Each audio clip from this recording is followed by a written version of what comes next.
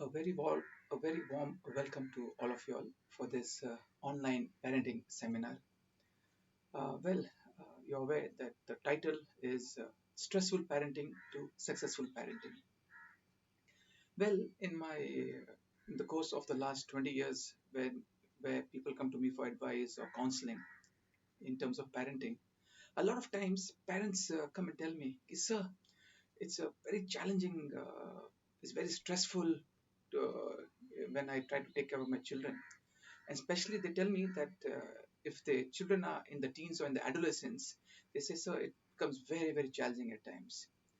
So today we'll be discussing some very important principles of parenting, and I can assure you that if we practice these principles of parenting, which I'll be talking in the next 2 days, I can assure you that you know we can definitely, the parents who are feeling a lot of stress in parenting, they can definitely move on from the stressful parenting side to the successful parenting side. Now, I will start with a story. This story is basically, I want to tell you just to give you an impact. What this give you an impact of the concept of parenting, of how sensitive we should be, and what role as parents we when we take, how much impact it can have on the children.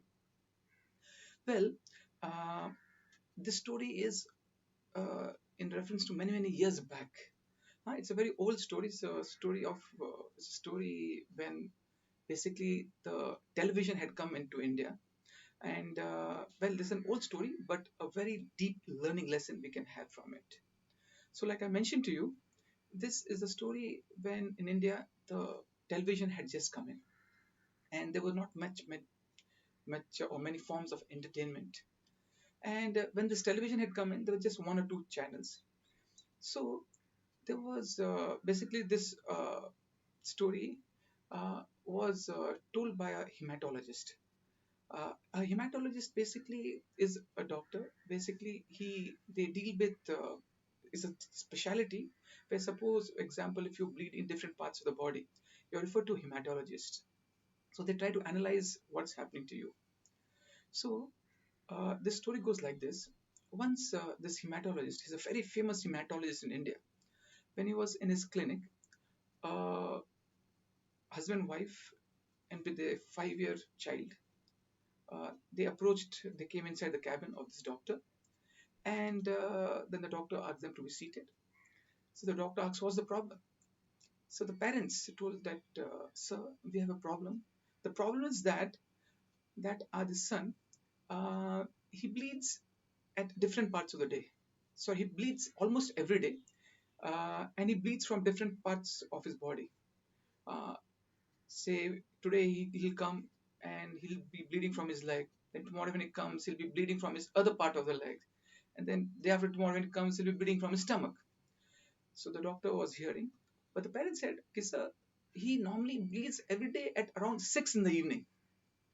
So when the doctor heard this, huh, what the parents said, that, "Sir, he bleeds almost at every day around 6 in the evening." So when the doctor heard this, the doctor was little struck with wonder. The doctor thought to himself that, "I've dealt with many cases where an individual bleeds from different parts of the body, but this small boy, he's bleeding almost every day at around 6 in the evening." So the doctor kept on hearing. So the doctor asked them to show all the other medical papers. So this doctor went through all the medical papers, all the different tests were done. He went through. But he was trying to figure out what the problem could be. But this doctor could not figure out the problem. But he was a nice and genuine doctor. So this doctor told the parents, "Ki, do one thing.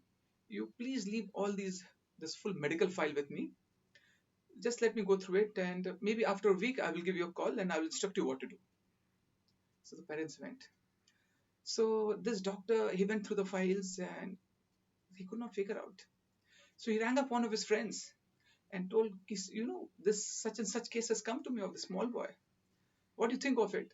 So his other doctor friend said, "Arey, this case had come to me. I could not figure out, so I sent him to you." So this doctor had a bigger challenge. So this doctor thought about the whole thing, was contemplating on the whole case. Then after a week, this doctor, he rang up this parents and told them that please come tomorrow to my clinic. So the next day, the parents and this small boy come. So the doctor made the parents sit and the child also sit. So the doctor told the father that you please tell me your whole day's schedule. Right in the morning, what time you get up, what time you brush your teeth, how you brush your teeth, what time you go for your bath, how much time you spend in your bath, what time you have a breakfast, what time you go to the office. Tell me the whole day schedule in detail. So the father told the whole day schedule in detail. Then the doctor asked the mother that now you please tell me your schedule in detail, the whole day schedule. So the mother also told the whole day schedule in detail. So the doctor turned toward the small boy and told, Beta, son, you tell me what's your schedule. What time do you get up and how do you do a whole day's work? So the son also told the doctor the whole day's schedule. And hearing the schedule of these three people, the doctor diagnosed the case. The doctor understood where the problem was. So the doctor, he told the parents that, please can you just sit outside my cabin for some time? I would like to talk to your son for some time, then I will call you in. The parents said, no problem. So the parents went outside the cabin. So in the doctor's cabin, only the doctor is sitting and across the small boy is sitting. So the doctor told the small child, son, see, I will be talking to you and I'll be asking you some question. But you answer me in a very honest way. If you answer to me in an honest way, things will become better for you. If you don't answer things in an honest way, there'll be trouble for you. So son, tell me one thing. When you bleed from your different parts of your body, almost every day at 6 o'clock, you yourself take a knife and you yourself cut yourself and make yourself bleed, right? So when this child heard this, the child told the doctor, Doctor Sahib, please don't tell this to my father that I myself cut by a knife and bleed. Please don't tell this to my parents. If you tell them, they will not love me and they'll not give me time. Now, this is a true case. I'm not exaggerating. This is a true case.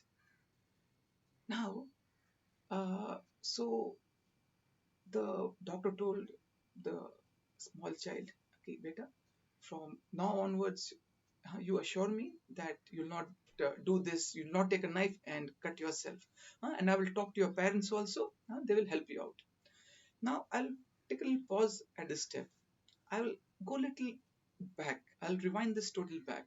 Now, what was happening is this child, when he would be playing, in his building compound in the ground and beneath his building, and after playing, this child at 6 o'clock in the evening, he would go up the building to his flat, and as he would enter the flat, what he would see every day is that his parents, his father and mother, they would every day around 6 o'clock, they were sitting in front of the television and they would be watching their favorite TV serial. These parents, they were little, in one sense, hooked to a particular TV serial which would be coming every day at around 6. So whenever the son would come in at around 6, these parents would wait just in front of the TV screen watching their favorite TV serial.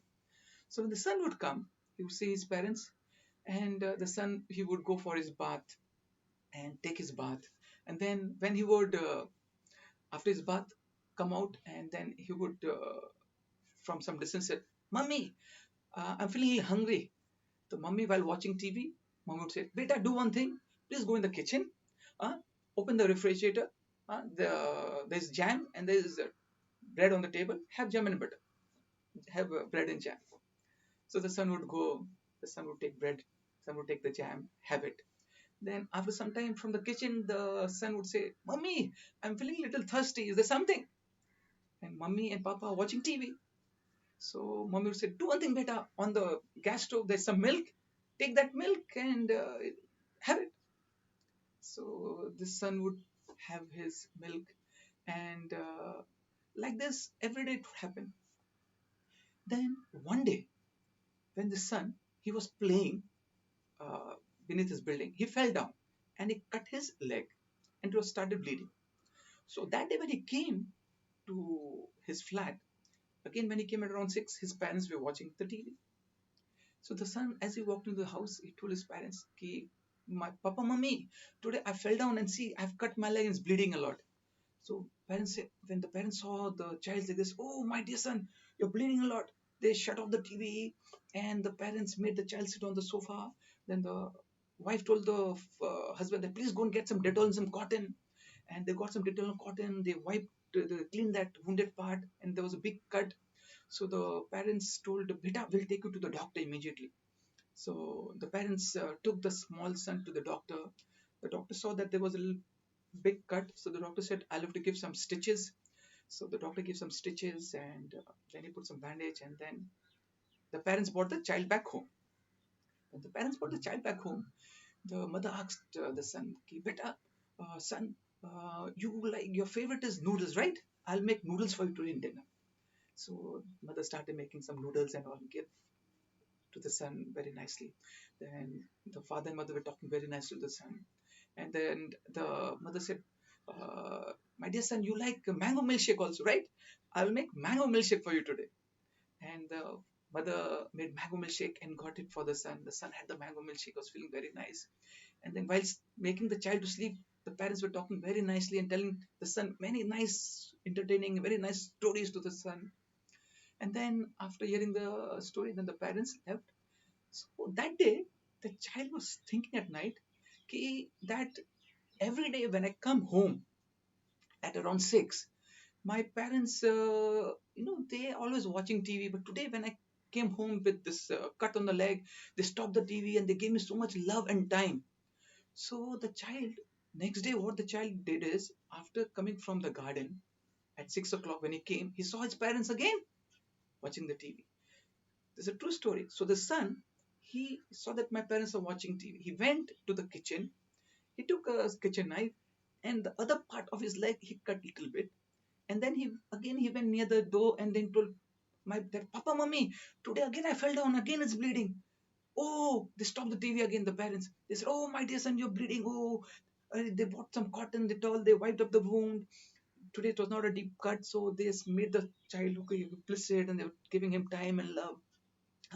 So what the child would do, sometimes the child after 2 or 3 days, the previous time when he had cut, he would go in the kitchen and again he would cut that part. And so this would be happening almost every day or every second. The child would be cutting himself. This is a true story. Now just imagine this child. He was ready to cut himself. Why? He was ready to cut himself just to get time and love of his parents. So after the hematologist doctor, he came to know the whole thing, and then he made the child sit outside and he counseled the parents. He asked the parents to come inside the cabin and he told the parents the whole thing, why it was happening, and he counseled the parents. And he told the child also that from henceforth, please don't do this, your parents will give a lot of time and love. So after this episode, the child stopped doing all these things and the parents also corrected themselves. Now, the story what I told you all just so that to make you aware of the dynamics of parenting, how small details, we have to take care of small details, how sensitive we have to be of various issues when we do this parenting. So now we'll start the next slide. Okay, I had mentioned about the story. Now there are 4 types of parenting. The first type of parenting is like the fly type of parenting. Now, what happens is, say this fly, if suppose in a room there are a lot of flowers, and in one spot of the room there's a dirt, there's little filth or dirt. What will this fly do?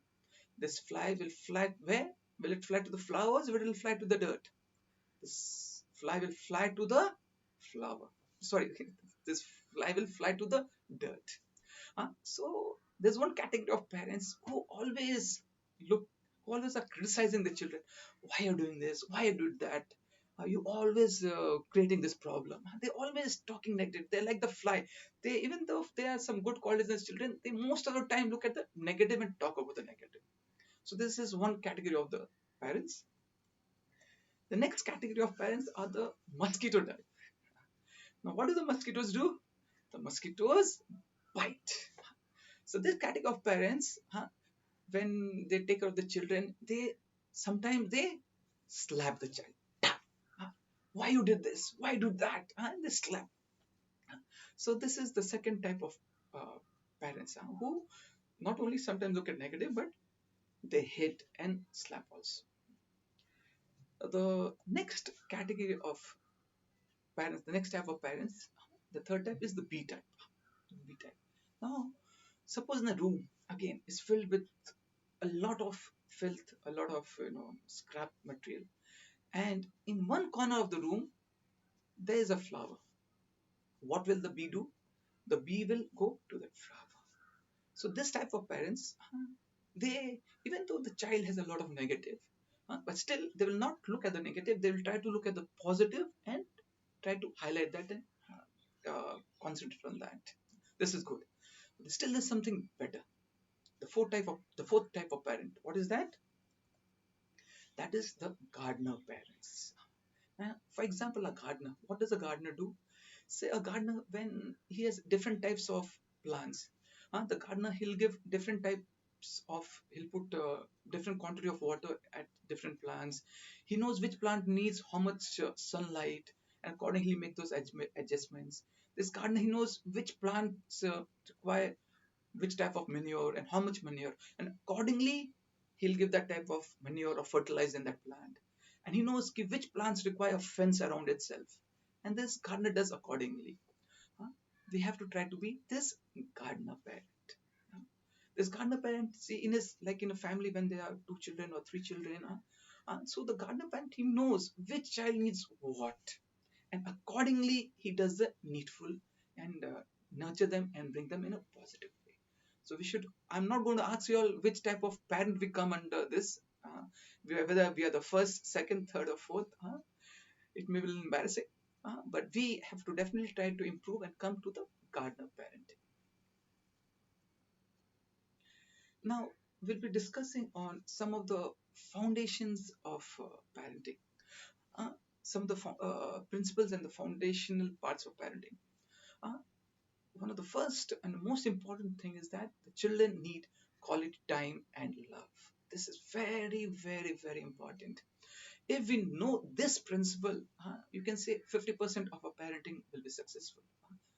Like I already, from the first story, that story of the hematologist doctor, and to that story itself, you can come to know the importance of giving time and love to our children. In this concept, I have many examples in my course of parenting. There's one live example I'll give you. I know of parents that come to me. The mother was a lady dietitian, and basically her child was around 7 years old. Her son, she had a son, and the son basically twice or thrice a month, the parents would be always be called by the school teacher or by the principal. Why? Because the son in the school, he would always be fighting. He'll be breaking someone's button on the shirt. He'll be breaking someone's spectacles. In some fight, he'll be breaking someone's tooth also. So all the time, the school, his teacher and the principal would be calling the parents and telling, your son did this yesterday and the son is doing this. So now the father was also working. The father would be going out in the morning at 8 in the morning, and by the time the father would come, it would be around 8:30 in the evening. And the mother also, because of her work again, she would be going out again also around 8 in the morning. By the time she would come, it would be again around between 7 and 8. So they had a full-time maid servant at home who would be taking care of this child. So a lot of time the problems would be keep on coming about this child, about this son. So one day what happened is there was some change in the job scenario of the mother. Basically, the mother, she changed her job and she took up a part-time job. And she took a part-time job in such a way, she was working for 4 hours, and she took a job in such a way that in the morning when her son went to school, then she would go for the job. And then after doing her work, she would come back home. And then later on, the son would come back by the school bus. So now the son never saw that whenever the son went out, the mother would be there. And whenever the son came home, mother would always be there. And the mother would give a lot of good quality time and love to the child. Then after this, after this happened for a month, then in the next, we have the parents meeting with the school teachers. So when the next parents meeting was there with the school teachers, the class teacher and many other teachers came to the parents of the small child and asked the parents that what did you all do? The parents said, what happened? They thought again something happened negative. So the teacher said, no, no, we are talking something positive. Nowadays, for the last few weeks, your son, he doesn't fight with people. He's quite well behaved and he's a little balanced in his activities, and he doesn't fight with other children. So what have you all done at home, and what change have you done? So the parents just told that, the mother told that actually for the last 1 month I've been just working for 4 hours and I'm working part time. So almost every time I'm at home and I'm giving time to my child and love. Now this is a true story. Just this 1 month, this lady dietitian, this mother, was at home and she gave a lot of quality time and love that had so much impact on this child that it almost changed 180 degrees. This child, it became so positive. So again, the point what I'm trying to illustrate is that, please, please, please, please, let's give our children quality time and quality love. Then another point, experience which a child goes up to 6 years becomes basis of his personality. Now in the psychological field, it is mentioned that a child, when from the age 0 to the age 6, what are experiences you make him go through? For example, he doesn't want to, when he's age 3, he doesn't want to eat. How you make him eat? Do you force him to make him eat, or do you tell him a story to make him eat, or do you in a very loving way, in a patient way, make him eat? Or say he doesn't want to go for bath, and the way how you handle him and take him for a bath, uh, the way you talk to him, the way you make him sleep. So all these experiences which you make the child go from age 0 to 6, those experiences basically they make the foundation of this child. In fact, when this child he becomes 60 years old or 70 years old, and then the way he behaves, even at the age of 60, 70, or 40, or it is primarily because of those first 6 years, the way his parents dealt with him. So it is very, very important that especially the first 6 years of the child, we should be giving them a lot of time, love, and giving them a lot of positive parenting inputs. And it's because the way we handle them, that is going to become the basis of their personality for the rest of their life. For example, if an adult is 50 years old, and if you ask him, sir, can you tell me when you were 3 years old, when you didn't want to eat, what did your parents make you eat? Did they force you, or they loving way make you eat? This adult who's now 50 years old, he'll not be able to recall that at age 3 how he was made to eat, but those experiences when he was small has made him to get the type of personality he is now. Then another thing is that give the child the feeling I'm there for you. It's very, very important, very, very important. When the child gets that feeling that yes, if I have any problem or anything, I can always go back to my parents, bank on them.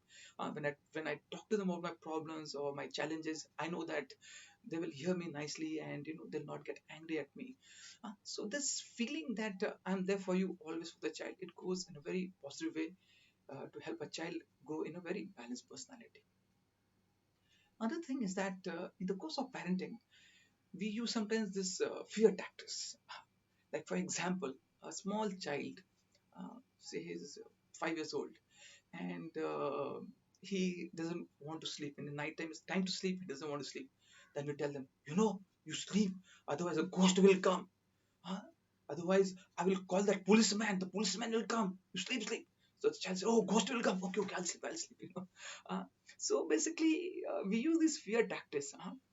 Basically, these fear tactics, and especially sometimes when when the child is not eating, we'll tell you, "You eat," otherwise that big fat uncle will come, that angry uncle will come, or the policeman will come. Or we use all these tactics. These tactics may give us some short-term gains, but on the long term, it will do us more damage. For example, you take adults. Say, take the relationship of husband and wife. If the husband, through a lot of fear, through pressure, is trying to get something done through the wife, you think is it a good feeling from the point of view of the wife? The wife doesn't like if suppose the husband out of fear or precious trying to make some work out of the wife is not a good feeling. So the same thing with our children. We should try not to use fear tactics with them. Okay, in order to be successful in parenting, no shortcuts. We have to put effort. Like for example, any work you take, whether it's a business work or it's some sports activity or any work you take in life, any field you take in life, if you want to success in that field, we have to put work. First you put work and there'll be success. There's only one place, there's only one area where there's success before work. That is only in the dictionary. In the dictionary, you have S first, and then W later. So only in the dictionary, you may have success first and work later. But in every field, every area, you have to put work first, then there will be success. This is the same thing in parenting. If we want to be successful in parenting, we have to put work. There are no shortcuts. We have to give adequate time to our children. We have to give them a lot of love and time. We have to work towards it. There's a saying in the army, those who bleed more in peace times bleed less in war times. The same thing in parenting, especially when our children are small. You give them a lot of time, love, positive parenting techniques. So when they grow big, especially when they're in the teens or in the adolescence, you will get more cooperation with them. But if you don't put that type of effort, the type of love, time in the initial stage, then when the children grow big and when they're in the teens and the adolescence, you will find it's very, very difficult to deal with them. Very difficult. So better to put that type of effort when they're young, give that type of love, put that type of time into parenting when they're young. Another important principle of parenting is that regarding listening to a child. Parents generally complain, children don't listen. The point is that do we listen to our children? Sometimes we are at home relaxing and we are doing something on a mobile, some WhatsApp or chat, or doing something on a laptop, and the child comes and says, "Mommy, today this happened in my school." But we are busy in our WhatsApp. Okay, beta, yeah, what happened? We just see and again on to our WhatsApp. Again we see and on to our WhatsApp. Now, if we do like this, we don't listen to our children nicely. And when we talk to them and when we want them to listen to us, they will also, they will not be so cooperative in listening to us. It's a very, very important point that we have to listen to our child nicely. And we have to give them time. And especially, I'll give you some tips on listening. Listening also, see, not just because I'm telling in the seminar that you should listen to our children. That does not mean that like a robotic. When the child comes, we just sit like a robot and listen. Oh, this happened. Oh, this happened. Oh, this happened. No, we should be more personal. Like when you're listening, you through your body language, show them yes, you're listening. Nod your head, and at times you repeat some words, repeat some statements. Oh, this happened. Oh, this happened. Oh. Through a facial experience, through body language, show the child that yes, you're involved and you're really listening to him. In this regard, proper hearing connects better. This we take the example husband and wife also. If both of them are hearing each other properly, there's better connectivity among them. There's better connection among them. Then when child comes with problem, hear him fully. Acknowledge his feelings, like I mentioned. Hear him fully. Don't try to don't have shortcuts. Put effort. Give time. Give time. Hear him fully, whatever he has to say. Okay. Like for example, like an example. Say if the mother is in the kitchen, doing something, cooking something, making some sabji or some vegetable thing, and the child comes from school, he has come, he puts his bag and runs to the kitchen and says, mommy, something today I got selected in my football team. So the mom is cooking the gas, is something, making some sabji. The mommy says, acha beta, okay, you got selected, okay, fine. She continues to make a sabji. Mommy, for the last 6 months, I was trying my best to get into the school football team. But I thought I may not get. But somehow today I got inside, I got selected. And the mother is cooking. Acha, you got selected. Okay, beta, okay. And the child is saying, Mommy, after 2 days I'll be getting my school's football jersey t-shirt, and that's a very nice color. It's a yellow color, one of my favorite colors. Mommy is cooking. Okay, after 2 days you'll get. Okay, and she's cooking. The child has come with so much expression statements. He's come with so much wanting to share. And the mommy just continuing making something in the kitchen. I would say that the mother, should just stop that cooking and just turn to her child. She sits down, and like the child said, "Oh, beta, you got selected football team. Wow, great, fantastic. Beta, do you want a new football shoe?" uh, no, mommy, my old football shoe is good enough. Mommy, I was trying for 6 months to get in. I could not get in, and somehow I got selected. And my friend Rohan, he also got selected. Oh, your friend Rohan also got selected. Fantastic. Good, good, good, good. Okay, beta. Okay. So when you talk like that, the child feels connected with you. The child feels that he's being heard and connected. And in psychological terms, there's a saying that hearing is healing. Okay. So whether in times of whether child wants to share something very positive, something, or he wants to express when he's a little disturbed and he's come from the school little morose or disturbed, and he wants to share something what has happened, in either way, hearing is healing. Just give him adequate time. Okay, use positive behavior. Now, in this reference, another important principle in parenting is that uh, always try to use positive techniques. Like, for example, if I asked most of you parents that in a day, when you're talking to a child, how many times do you use the word yes, and how many times do you use the word no? I When I ask this question to most parents, 99% of the parents tell me, sir, most of the time we are using the word no and yes less. So so now the thing is, if with a child we're using this word always no. If the child says, "Mommy, can I do this?" No. "Mommy, can I do that?" No. "Mommy, can I go here?" No. Always no, no, no, no, no. That's more little negative. So if you're saying no, no, no, and when we tell the child, "Son, can you do this?" The child has heard so much no from us, it has gone into his system. He will always say, "No, mommy, no, papa." So, we should, in our parenting, we should do such way that we, in a positive way, we try to inculcate positive principles in the child. In this concept, there's a very nice story.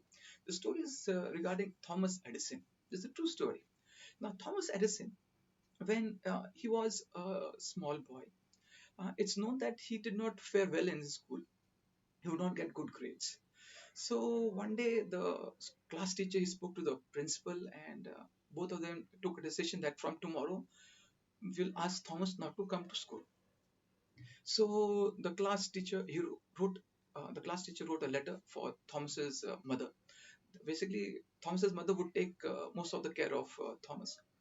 So the class teacher wrote a letter for Thomas Edison's mother that your child, he's not doing very well in school, and we have tried a lot to help him out, but still he's not coping up, and that's causing disturbance among the class and other students. So from tomorrow, please do not send your son to school. And the class teacher wrote this letter, put an envelope, she sealed the envelope, and gave to Thomas Edison, and told, "Please give this letter to your mother today." So Thomas Edison didn't know what was written in the letter. So Thomas Edison, when reached home, he took out the letter and gave it to mother. So Thomas was standing there. So mother, in front of Thomas Edison, opened the letter and read it. When she read it, Thomas was a small boy. Thomas asked mother, "Mommy, mommy, what's it in the letter?" So mother, she knew about positive parenting.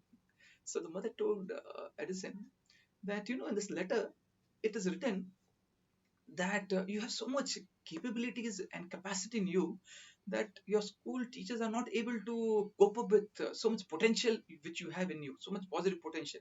So they've asked me that from tomorrow I'll take care of your education, everything at home. Is that okay with you? Yes, mommy, no problem. I need not go to school. You take care of me, no problem. Now just see, negative was written in the letter, but the mother converted that negative into a positive thing.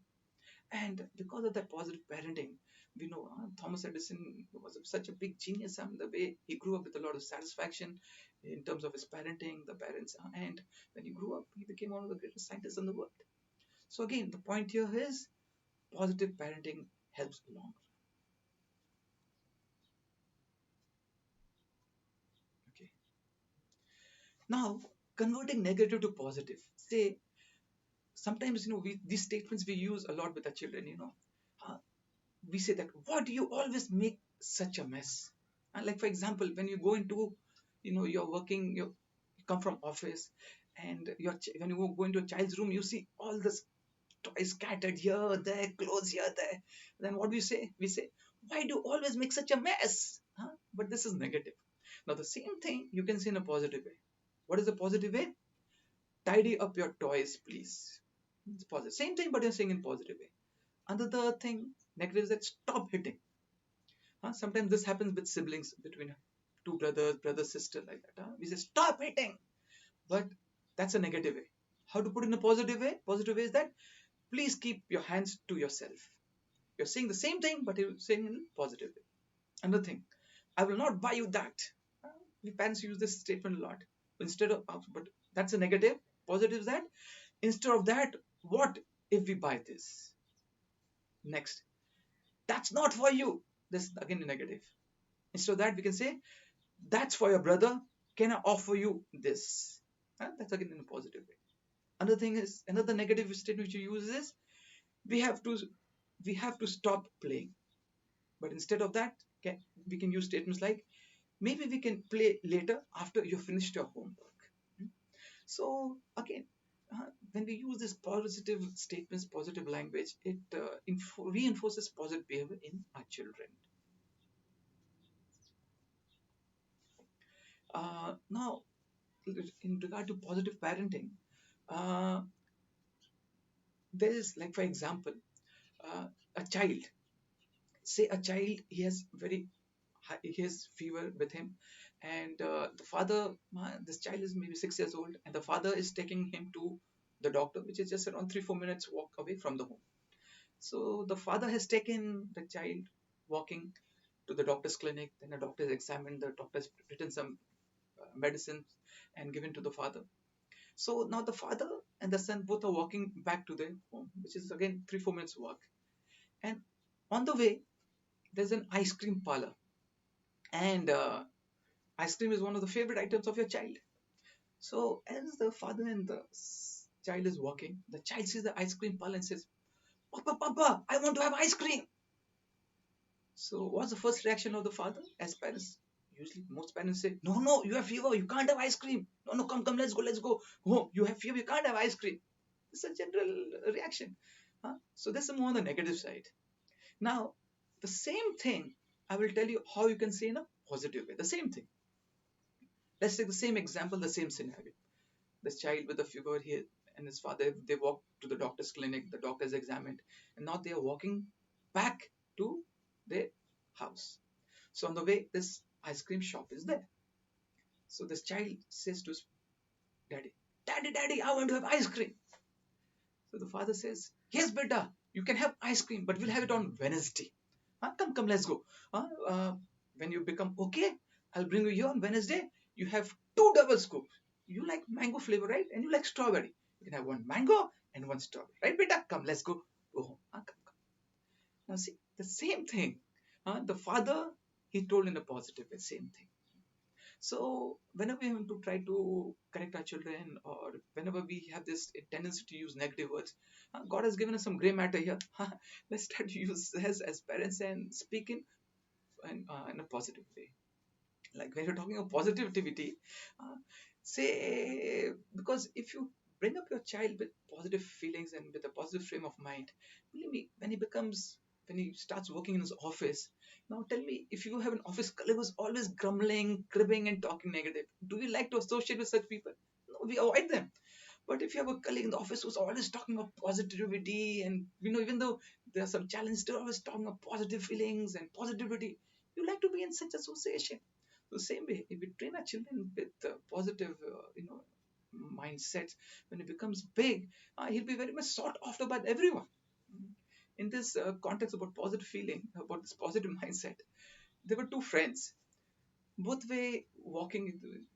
They got ready in the morning and they were walking to the railway station to catch the local train to go to the office.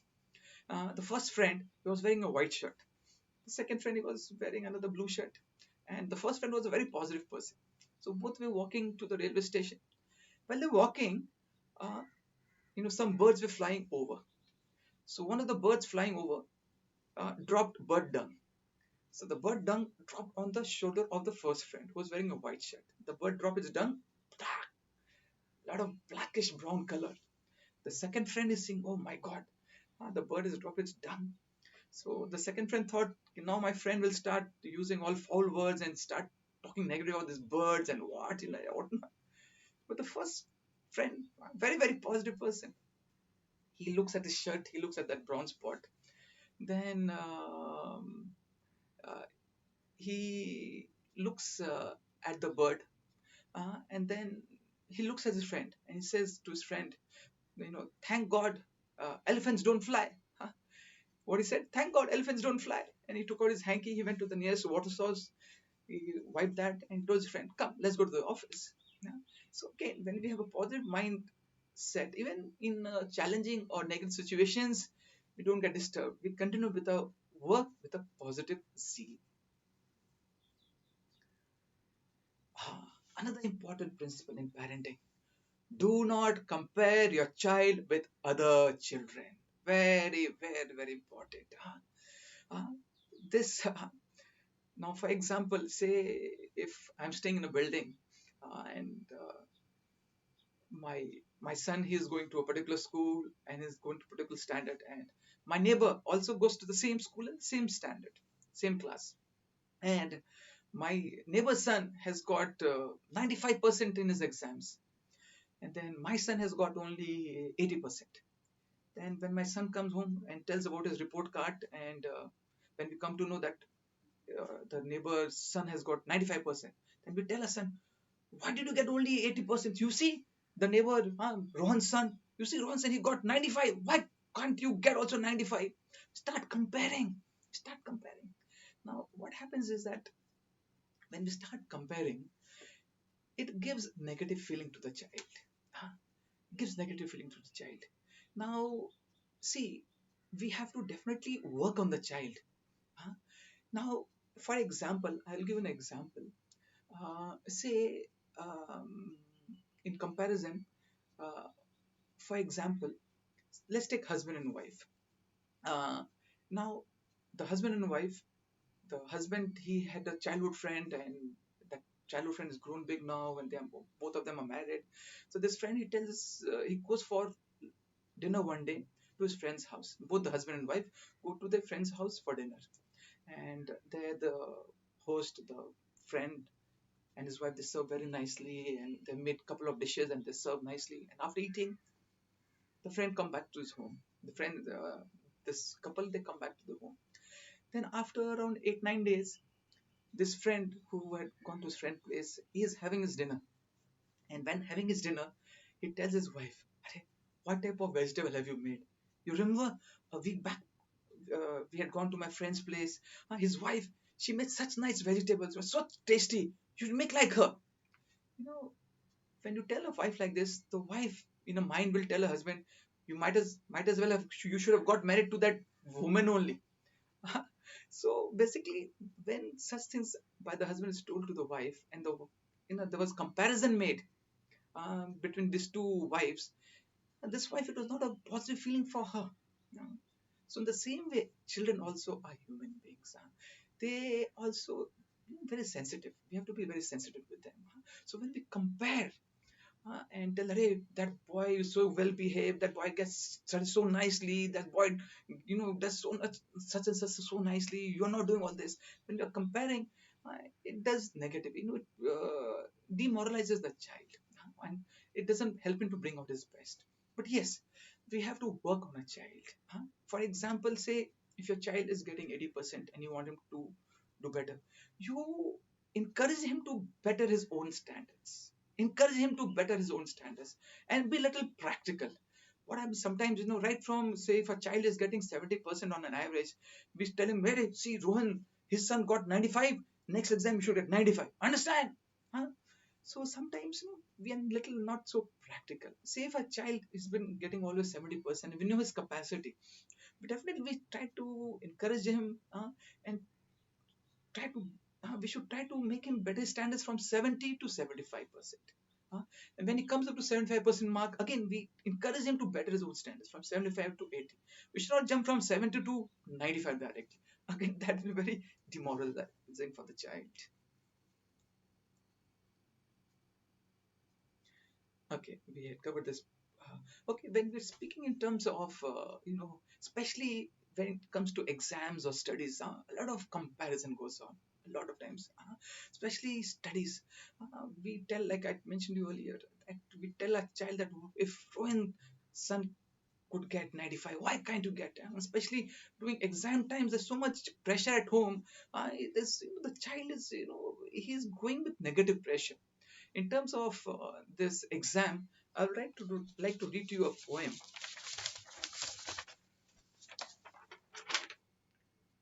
Uh, My child is still a star treading a path so far. Let me not mock him for his marks, making him a fish amongst the sharks. God, give me the patience to see him bloom. He's still growing and needs lots of room. My child is still a star treading a path so far. God, give me the strength with every fall to teach him to rise, for that will surely make him wise. My child is still a star treading a path so far. The world may not see his shine, but let me accept that within me fine. My child is still a star treading a path so far. He may not be the best, he may not top the test. God give me the sense not to treat him like a scale, his worth being measured by pass or fail. My child is still a star treading a path so far. So, like I mentioned, we should not, a scale of judgment should not just be his marks. So, definitely, we have to try to work on a child and better his own standards. Another important principle in parenting is that we should teach values to our child. Very, very important. Uh, for ex- uh, for example, uh, say if we have a child, yeah, we should teach values like what? We teach values like patience, humility, sharing, gratitude. These things, especially in today's times when the environment is very challenging and future could be very stressful, when we bring up our children with teaching important values in life, it helps them in the long run. Say, for an example, you have a child, he's got into the best engineering college in the world and he has topped in that college, and then the same child, he wants to do an MBA also, after his engineering, and he gets admission into the top MBA college in the world, and again he comes he's one of the toppers there. I imagine he's engineer topper and an MBA topper from the best universities, and then he gets a very good job. He gets a very good job, fantastic pay, he gets very good, bungalow to stay, a chauffeur-driven car, everything. He gets married, but after the marriage, his child becomes a drug addict, and he has a divorce. Will you call this man's story a success story? No, definitely not. This man's story cannot be called a success story, even though he may have passed from the best engineering or best MBA college and getting the best salary in the world, but his story will not be a success story. So, at the same time, when we are trying to concentrate on our children's study marks, the same time we have to try to infuse these qualities of gratefulness, infuse this quality of patience, all these qualities. They will definitely help this child to be a balanced personality child.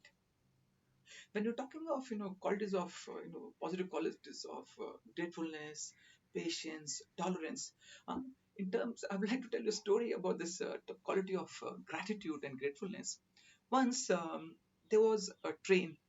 In the train there were a couple of passengers who were traveling. So there was one big fat wrestler, he was sitting, and side of this wrestler was a thin man sitting.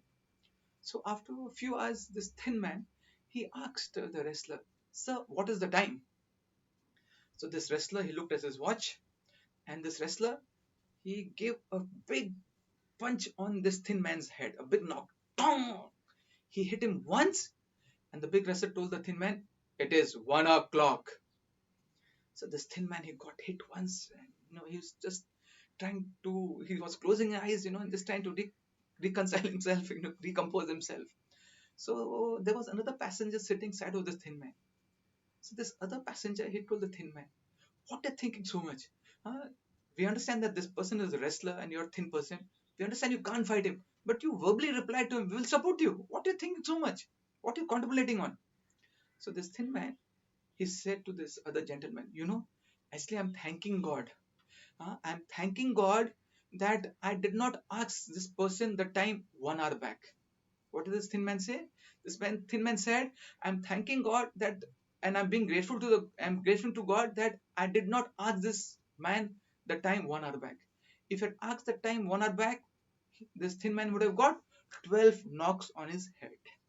Uh, so when we make our child, grow up with these feelings of gratitude, tolerance, patience, he will be more successful in life, and he will be more well balanced in his approach in life.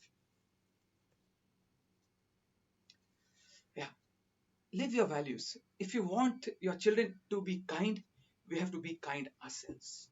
If we want our children to be respectful, we have to be respectful ourselves. If we want our children to be compassionate, we have to show this quality of compassionate ourselves. If we want to make a child learn self-control, we have to show this quality of self-control ourselves. And if we want our child to have this quality of gratefulness, we have to show this quality of gratefulness ourselves in our example. Okay, another thing, another important principle of parenting is that children pick up from parents' behavior. Very, very important. Like, for example, if, like, say you're going in a taxi, uh, husband, wife, and your son is traveling, the way you're talking to the taxi person, say for example, the taxi fare is just 30 rupees, and you take out a 100 rupee note and give to the taxi person, and the taxi person says, "Sir, I do not have any change. Do you have change?" Then we sometimes we're talking, "What do you mean? I just gave the previous taxi wala change. You think I'm a change factory or what? I don't have any change. You give me change." Or you talk in a very nice way with the taxi person in a loving way.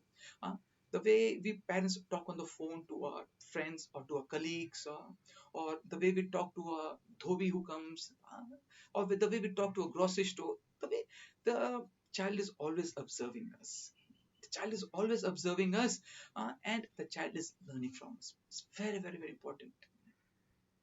In order to basically the child through seeing ourselves is learning a lot of things. In order to demonstrate this point, I will do a exercise with you. Okay, now I will explain you something. Now just hear me. Don't do this. When okay, um, when I say one, you stretch your hand maybe uh, 2 feet apart. When I say two, bring your hand a little closer. And when I say, sorry, I was making myself clear. Say, I repeat again. When I say one, make your hand around, keep your hand distance maybe around 1.5 2 feet. When I say two, make your hand come closer. When I say three, make it come a little closer. When I say four, clap your hand very tight. Let all the acupressure points be pressed very hard and make a loud sound. I repeat. When I say one, spread a hand this much. When I say two, bring it a little closer. When I say three, bring it a little closer. When I say four, clap your hand very, very, very tight, and make a lot of sound and let all the acupressure points be pressed. So now be ready. Okay. So now don't start it. When I say one, then you start. Okay. 1, 2, 3. Now I can assure you, uh, most of you, most of you. Now just see. Let me now twice. I can assure you that. Now see. what if I say that at 4, when I say 4, you should clap your hand. But I can assure you, most of you all clapped at 3 itself. But I explained to you all twice that when I say 4, then you have to clap. So here, you all did what I did, not what I said. Huh? Very important, this point. Uh, when uh, when I conduct these parenting seminars in the auditorium, they have more space and I can do it more better, this exercise. But the point is, whenever I do this exercise in my so many parenting seminars, most of the parents, after explaining them, not today I explained twice, but sometimes I explain 3 times this clapping matter. But after explaining also, uh, the parents, they clap in the third number itself. Basically, they do what I did, not what I said. So in the same way, you may tell the children that so many things. For example, you may, like, tell children that we should not fight at home, we should not fight, we should not quarrel. But if the child sees the husband and wife, if the child sees the mother and the father quarreling, fighting, even though you may tell the child one should not fight, one should not quarrel, but the child, he will learn what he sees. Okay. So there will be some other important points in parenting which we'll be discussing, which helps in making the child have a more balanced personality or better positive outlook to life.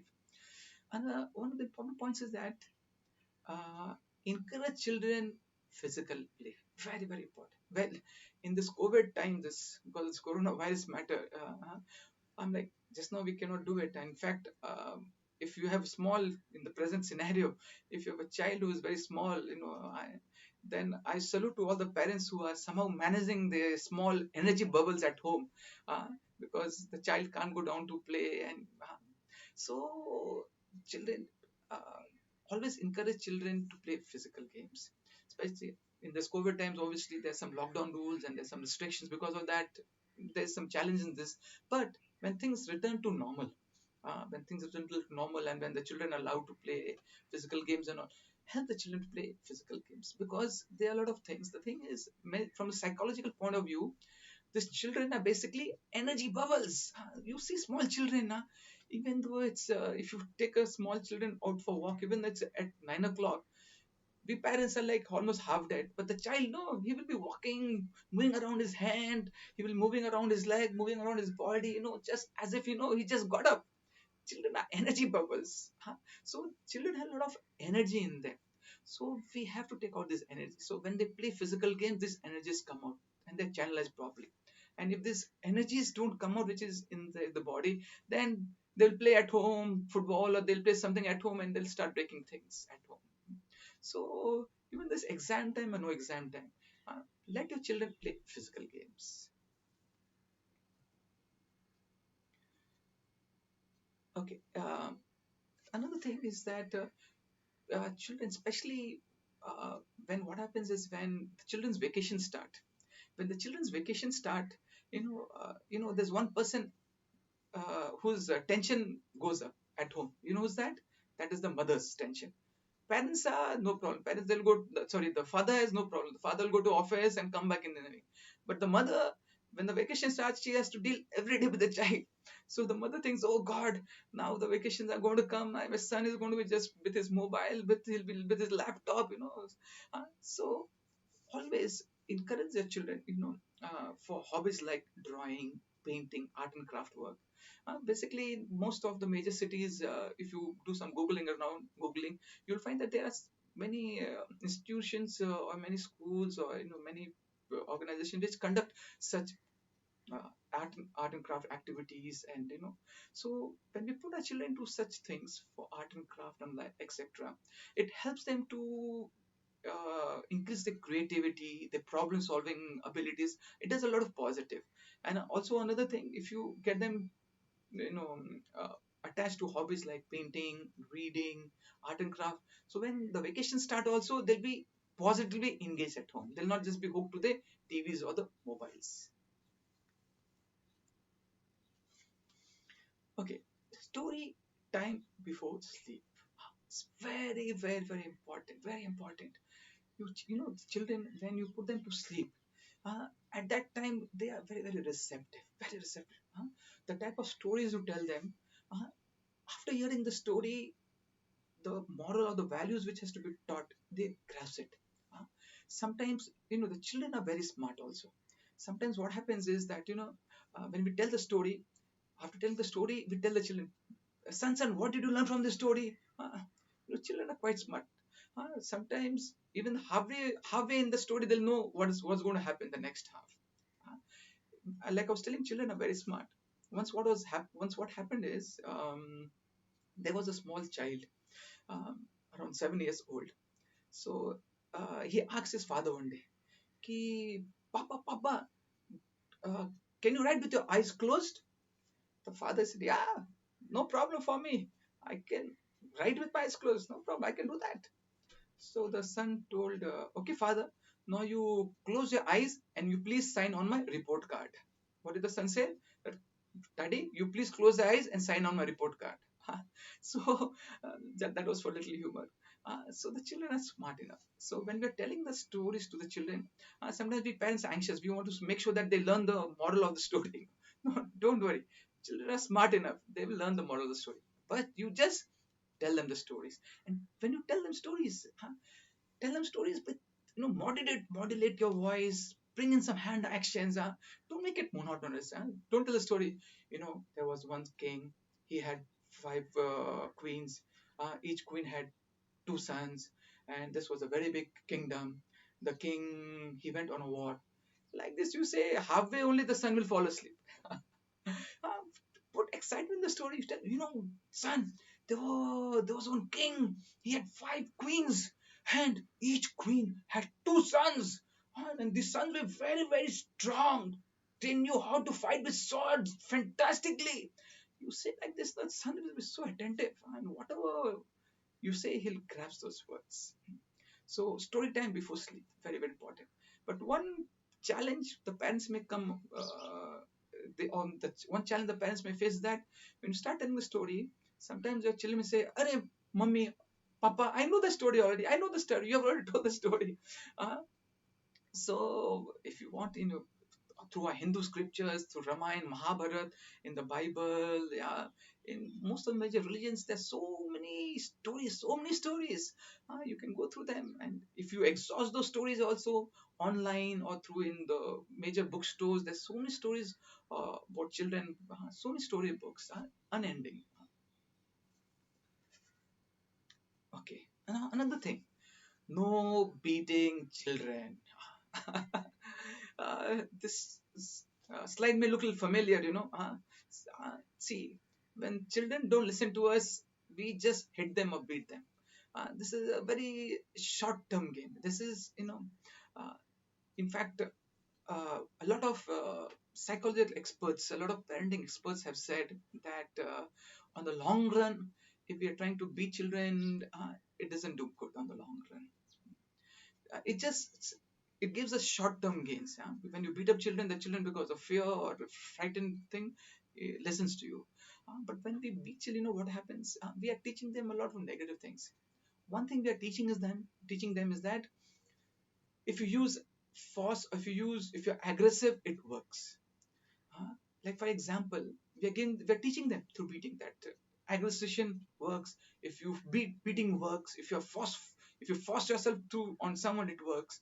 Like for example, say in school during the lunch hours or during the break time, we parents are not there. So if we have taught aggression in our children, you don't know in the break time if this child he has some quarrel with some other children, he may start fighting and break the other person's spectacles, or he hit him on his eyes, could damage the eyes. So when we beat children, we are teaching them indirectly that aggression works. We should that fighting works and all these things. And but yes, like what techniques which we discussed already so far, and today in the balance time, and also tomorrow we'll be discussing some parenting techniques.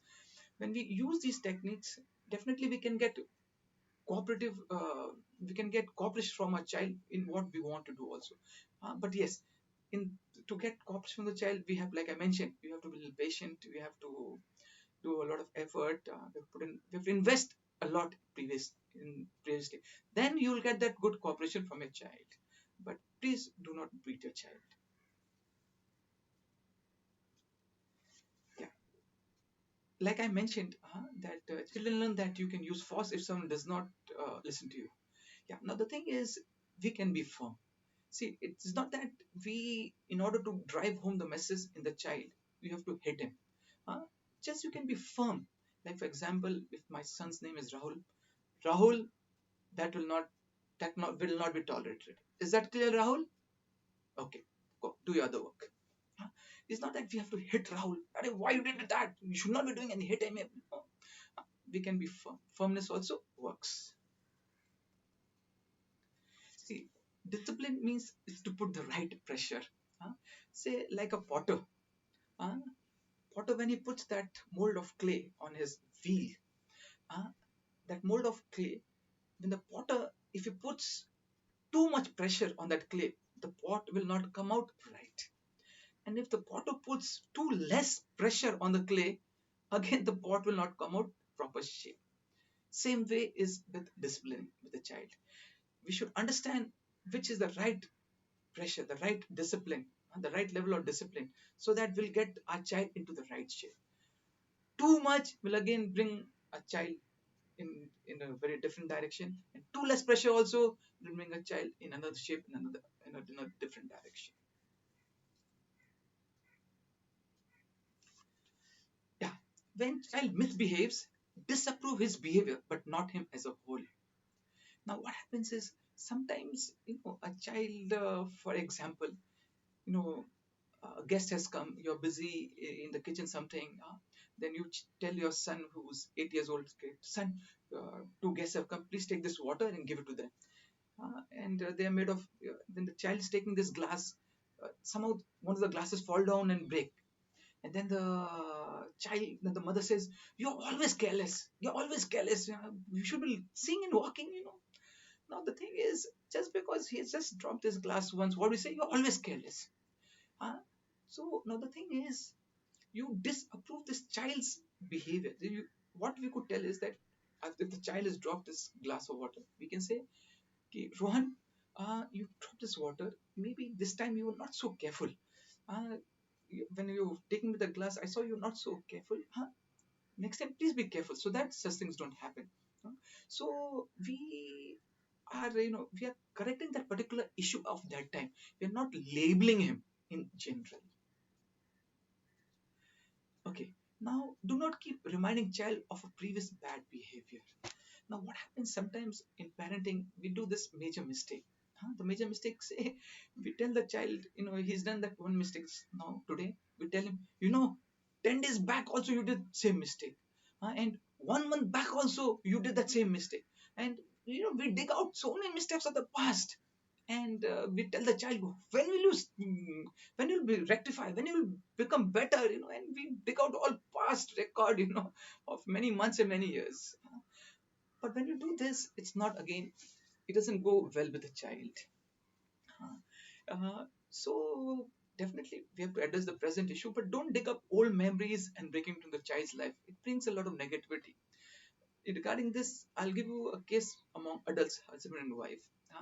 Like for example, say the daughter-in-law, she's at home, and they have a joint family. The mother-in-law and the father-in-law also staying.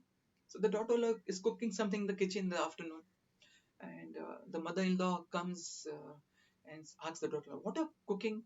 The daughter-in-law says, "Yes, I'm making this paneer sabji." The mother-in-law says, "Yeah, it's smelling very good, good, good, good." And after the sabji is made, and then at the meal table, when they are having that sabji, that paneer sabji, when they have everyone understands that the daughter-in-law forgot to put salt.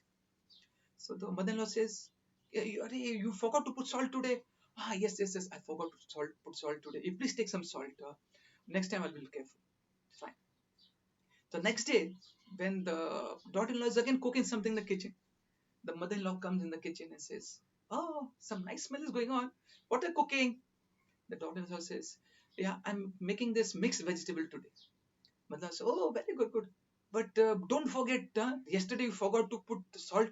Today, don't forget to put salt. Okay? Yes, yes, mommy. I will not forget. I'll put salt today. So after 4 5 days, again, daughter-in-law is cooking something in the kitchen. After 4 5 days, the mother-in-law comes and says, "Oh, what are you cooking? Today I'm making this potato sabji. Oh, very nice, very nice. I remember a few days back you had forgotten to put salt. Don't forget, don't forget again not to put salt. Put salt. Yes, mommy, I will remember. I will not forget to put salt." Uh, and after say 10 days, again this mother-in-law comes and in the kitchen tells the daughter-in-law, "Oh, what are you cooking?" She says, "Okay, I'm making some carrot and beans vegetable." And the mother-in-law says, "Remember, many days back you forgot about the salt. Don't forget this time." Mother-in-law said, "Okay, mommy, I will not forget." Now just see, now this mother-in-law, since she was reminding this daughter-in-law about the past negativity, it didn't go well with the daughter-in-law. It doesn't go with anyone. Vice versa, if you take some example of a husband also, if the husband is always reminded of something negative or something which he had done many weeks back by the wife or with anyone, it doesn't go well. It doesn't go nice feeling. The same way with the children. Don't try to bring in old past negative experiences or behavior and keep on reminding the child. Like I mentioned to you, we should not label the child. Sometimes we make a general statement: "You're very naughty, you're very lazy, you're very stubborn, you're very careless," just because some one activity he has done something wrong. What happens when we label the child? "You're always stubborn, you're always careless." When we say you're always like this, when we label the children, the children start believing that, and they will try to, it. If you tell the child you're always careless, it goes into the child system, and the child will start believing that he's always careless and will bring negativity in his behavior. Sports day. Now, I mean, now in the COVID, this 19 times, so we don't know when the schools will start opening.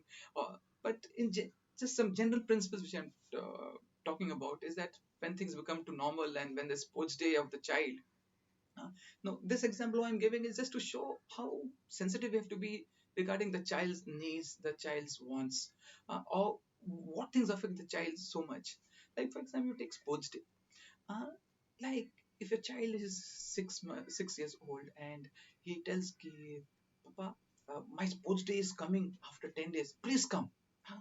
And somehow the father and mother, they take out time and go for the sports day.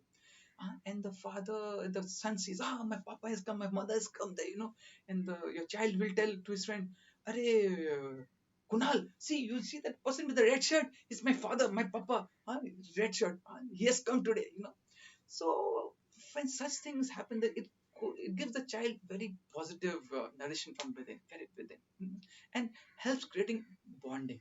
And so when there's something like this sports day or annual get-togethers, when function of the child, when you show you're involved in such function of the child, yeah, the child feels more connected.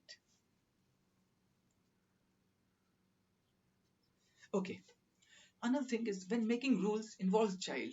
Now, a lot of times at home, we make various rules uh, for the child. Okay, how much time you should be seeing TV, what time you should be eating your meals, and what time you can go down to play, and many things we are making rules for the child. And But what happens is a lot of times we find that the child is not following these rules. A lot of times. Now, what happens is, if you want to be more successful, when you frame these rules and you want to be more successful, and if you want the child to following it more often, it is better that we take the child into the decision making process. Like, for example, you know mother and papa sometimes decide, okay, from now on child will watch TV this much time, the child will go down to play for so much time only, and then we tell the child, this is the rule. uh, Better would be, if you want to be successful in the rules which you make regarding the child, say, um, you involve the child in the decision making process also. So husband, wife, and the child should sit and regarding, say, TV. Like, let's take the TV time. If the child is, watching every day many hours TV or playing games many hours on digital thing, and then suddenly the report card comes and we say the child is not fed well, then we say, Rohan, from today onwards only 20-25 minutes of your TV. You understand? That's it. The Rohan guy is small and he can't fight or retaliate. He has to just accept it, But do you think how many days will you be successful with this plan? Few days. After some time, again, Rohan, he will try to somehow see and squeeze time, squeeze opportunity to see, something more extra. And again, he'll come back to the normal excess time of TV which Rohan was seeing. So, in such scenario, what you do is now you have to make a rule where you have to curtail the time of his TV to a lesser time. So, when the child is a little satisfied, a little happy mood, you tell Rohan, come beta, we want to talk something to you. Rohan, sit. Okay, Rohan, talk something a little positive first, how things are going. And then tell Rohan, okay, Rohan, we know that you like watching TV, and I know you sometimes when you watch those football, you watching football, and then you tell me, that Papa, that was a very nice and tactful movie made. You have very good observation skills. Beta, you can watch TV, there's no problem. But beta, see, sometimes when you watch excess, it affects your report card, it affects your homework, you'll end up sleeping late. So can we have some rule where we watch for a fixed amount of time? So like this, you talk like, for example, if your children was watching, say, on an average 3 to 4 hours TV or digital time every day, and you want to make it to 1 hour. So you know that on an average, that he was watching for 4 hours. So when you're sitting and talking together, use some negotiation skills. You tell your son that Rohan, I know you like watching TV. It's okay with us also. Fine, you can watch, no problem. But it affects your studies. So we were thinking of having a fixed amount of time so that you can watch TV also at the same time. Your studies and assignments don't get affected. So can we have you? Can we bring that time to half an hour every day? No, Papa, not half an hour, not half an hour. Now you have 1 hour in mind, so you start with half an hour. So can we have 45 minutes? No, Papa, not 45 minutes. 1 hour, 1 hour, 1 hour at least. Now, just because your son was also involved in the decision making process, there are good chances he will follow that 1 hour time. So this is a tip which I'm giving out. So when you're making some decision regarding children, try to involve them in most of the decision making. Your success rate will be higher. Another thing, don't be like a policeman. What happens sometimes in parenting, we are like policemen. Say especially if your child is like an adolescent age, or he goes, for his tuitions outside, and then he comes back at a fixed time, and say if he has not come on a fixed time, he's coming a little late, then we ask him, where did you go? Why did you go? What you were doing there? Why are you doing that? All this question like a policeman, interrogative. First, if he has come late, okay, first make him sit and understand his point of view, what happened. Then you take a call. So you should not be like a policeman always. Yes, you have to be a little alert and vigilant, but we have to do it in a healthy way. When talking of this policeman, once what happened is, when you're talking of this police thing, once what happened is, there's a Taj Mahal hotel in Bombay. It's a 5-star hotel. So there were two beggars who would be sitting outside the hotel. The first beggar, he always had a desire. Hey, one day I wish I can go to this hotel and have a nice lunch. So this first beggar was telling the second beggar, have a dream that, I will one day want to go in this hotel and have a nice meal, nice lunch.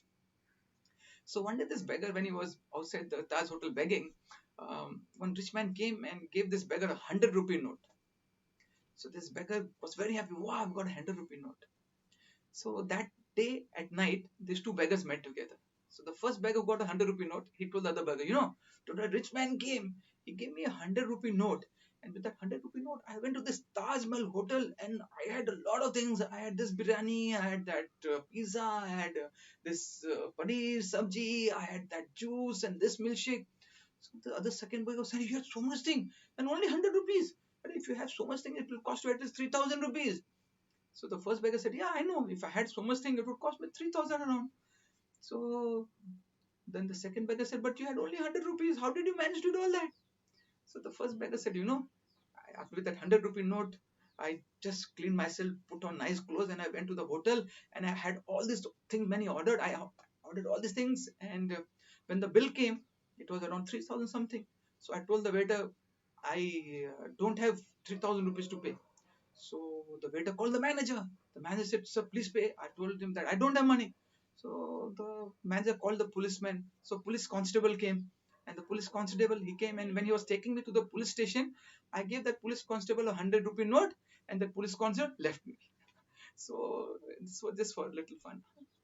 So the point is, when we are doing parenting, this policegiri in Hindi language is all policegiri. This doing policing, we should not do, especially for our adolescent age. It could backfire. But yes, we have to take due care, due diligence, and talk in a healthy manner.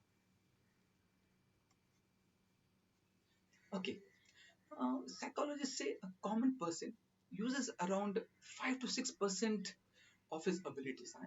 It's a psychological research thing that any common person who you see in the society or in the road or in the office, they usually use 5 to 6% of the capabilities or the ability which God has given him. Imagine that.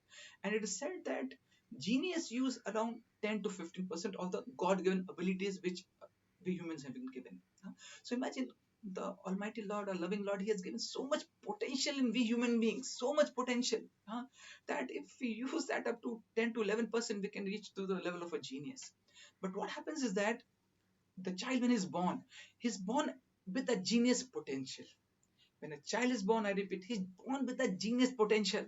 But because of our, not being so sensitive or not having proper parenting knowledge or proper parenting tools or skills, we kill that genius in a child. For example, a child wants to do this, he wants to explore something. Like, for example, let me give you an example. Like, for example, okay, here is that. He wants to climb a ladder. See, your child is around 4 years old, and you're in the garden, you're playing with him, you're supervising him. In the garden, sideways, there's a ladder. And a small child goes and is trying to climb the ladder. Immediately we go, no, no, no, don't climb that ladder, you'll fall down. The thing is, the child, he has this potential, he wants to explore. We say, no, no, don't do it. So, we are curtailing his exploring, his genius, his potential, full potential in him. What we could do is say, in the same scenario, when the child, he's going to go towards the ladder and wants to climb the ladder, what we could do is we go to the child and help the child climb first ladder, second ladder, third ladder. And if the fourth ladder looks a little dangerous, we say, "Oh, son, you have climbed 3 ladders. Fantastic. Come now, we'll play hide and seek. Come and play the hide and seek." Divert the child. So, like this, when you help the child to explore all these things, we are helping him to bring out the genius in him. In this reference, I will tell you a story. Uh, there were two boys flying a kite in a village. Uh, One was age 7 and the other was 9 years old. The So both these friends, age 7 and age 9, they were flying the kite. And while flying the kite, get so engrossed. These two children, they came out outside the skirt. They came on the outskirts of the village, and there was a well, and these two friends did not see the well. Now the big friend, he fell in the well, and the small friend was 7 years old. He was little skinny, not so little skinny. So somehow there was a bucket near the well. The 7 year boy, he threw the bucket with the rope in the well and told his friend, you catch the bucket, I'll pull you out." The friend, he caught hold of the bucket, and his 7 year old friend pulled him out. After pulling out, this story reached the village, among the village people, that these two children were flying the kite and the big boy fell in the well, and the small boy pulled the big boy out of the well. So all the villagers were saying, this is a fake story. That small boy, in normal times, he can't even lift one bucket of water, and this big 9 year child, how did he have the strength to pull that big child out of the well? So all the villagers were talking that these two children are just talking wrong stories. They are just fake. They make this fake story. We don't believe them. So like in most villages, you have some old wise uncle. So like sometimes in village you have Karim Kaka and Karim Chacha, like that. So the villagers went to this old uncle, and Karim Chacha, who was the old uncle, and they said, "Karim Chacha, did you hear this story of these two children?" Karim Chacha says, "Yes, I've heard it." So this village says, "Karim Chacha, we villagers don't believe that it's true. This happened. What It's your take. What do you say about this? Karim Chacha said, I believe this story. I believe what the children are saying. So all the villagers are struck. They said, Hare, Karim Chacha, you are the most wisest person in our village and you are saying it's true. Then Karim Chacha said, I believe it's true. Karim Chacha said, I believe it's true because Karim Chacha said that when this big boy fell in the village, in the well, there was no one around to tell that 7-year child that you can't do this work of pulling your friend out of the well. Please remember, very important point. Karim Kaka said to the villager that when this big friend fell in the well, there was no one around to tell the small boy that you're too small to pull out your friend. The small friend, he had confidence in himself that yes, my friend is trouble, I have to help him and I can help him. With that confidence, the small boy threw that bucket with the rope and he pulled him out. So yes, I believe this and this really happened. So the same thing, our children have so much potential in them. We are always no for this, no for that, and cuddling. No, help them, to bring out that genius potential in them. So we are nearing today's session. Towards the end, I will end with a poem. Like I was mentioning to you, the children, they are like how they see us doing what. They learn by seeing us much more than what we speak to them. So in this reference, there's a very nice poem. I will read to you that, and we'll end to this session. Okay. Dear parents, our children are doing so much in their busy little lives, and so are we. Dressing early morning in the semi-darkness, rushing off to a day at school, sports day, competition, unit tests, field trips, and more. We in turn are busy managing home schedules, work deadlines, children schedules, and so much just goes by. Here are some thoughts to ponder about just when we think no one's looking by a child. So the child in his mind is thinking this way. What is the child thinking in his mind? The child is thinking, when you thought I wasn't looking, I saw you hang my first painting on the refrigerator and I immediately wanted to paint another one. When you thought I wasn't looking, I saw you feed a stray cat and I learned that it was good to be kind to animals. When you thought I wasn't looking, I saw you make my favorite cake for me and I learned that little things can be the special things in life. When you thought I wasn't looking, I saw you make a meal and take it to a friend who was sick. And I learned that we all have to help take care of each other. When you thought I wasn't looking, I saw you give your time and money to help people who had nothing. And I learned that those who have something should give to those who don't. When you thought I wasn't looking, I saw you pray to Supreme God daily. And I learned that we should take out time daily to develop a deep, loving relationship with God. When you thought I wasn't looking, I felt you kiss me goodnight and I felt loved and safe. When you thought I wasn't looking, I saw you take care of a house and everything in it. And I learned we have to take care of what we are given. When you thought I wasn't looking, I saw how you handled your responsibilities even when you didn't feel good. And I learned that I would have to be responsible when I grow up. When you thought I wasn't looking, I saw tears come from your eyes and I learned that sometimes things hurt, but it's all right to cry. When you thought I wasn't looking, I saw that you cared and I wanted to be everything that I could do. When you thought I wasn't looking, I learned most of life's lessons that I need to know to be a good and productive person when I grow up. When you thought I wasn't looking, I looked at you and wanted to say, thank you for all the things I saw when you thought I wasn't looking. So this poem, we can learn a lot from this poem. So from this poem, we can understand that the child, he learns a lot just by observing how we do our daily things. So we end today's session. Tomorrow again, we will have a second session and I'll discuss some important principles of parenting tomorrow also, and also I'll discuss one very important aspect of parenting is how to handle our teens, how to handle our adolescents. So fine, thank you for being with us. See you tomorrow.